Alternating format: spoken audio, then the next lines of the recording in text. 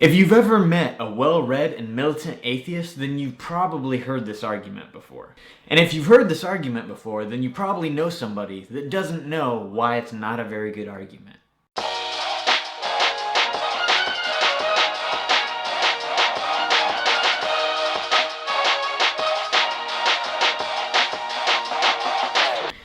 Euthyphro. Euthyphro? Euthyphro. Euthyphro. You guys probably don't know the difference if I pronounce it wrong anyways. Euthyphro is one of Plato's dialogues that's commonly used to argue against Christian morality. Sometimes it's also used to argue against theistic morality, but basically divine command theory is the thing that's being argued against here. More irrational uses of this argument are attempts to discredit God by proving that he's in contradictory with the very idea of himself. It's a mess. If you're not familiar with Euthyphro, or you just don't read a lot of early philosophy, then don't worry, because you're probably not alone.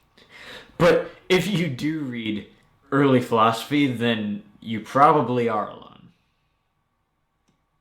Euthyphro is a probably fictitious dialogue between Plato's teacher Socrates and this other sophist thinker named Euthyphro. Through a series of questions, Socrates helps Euthyphro to realize that his understanding of morality doesn't really make a whole lot of sense. And this is where we get the Socratic method from. And the argument here makes perfect sense. I'm not saying that the argument isn't illogical. It just has to be understood in its religious, cultural, and historical context. When modern thinkers try and apply this criticism to Christianity, that's when the argument falls short. The Spark Notes version of this argument is called the Euthyphro dilemma. And the Euthyphro dilemma dichotomizes morality, at least religious morality according to divine command theory, into a two-part question. Does God command according to morality, or is morality defined according to what God commands? This modernized version of the argument doesn't seem to postulate Christianity very well, and it doesn't represent the original argument either. In a modern context, this question, which is really a criticism, is a false dilemma, and it doesn't really apply to Christian theology. The two questions aren't mutually exclusive, and I'll break down these 2 points right here. The first point, does God command according to morality? Yes, but not as an external standard that is imposed upon him. According to Christian theology, God is the embodiment of moral goodness, and it is his innate character that defines good.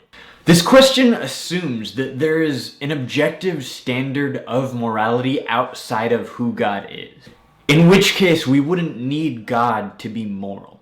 That's the conclusion that critics want us to take in, but it doesn't really make sense according to Christian theology. The next question is morality simply what God commands? Yes, but God commands according to who he is. He commands consistent with who he is as God.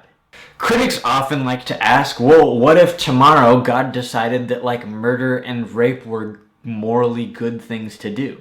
Then we would have to follow those commands because what God commands is good.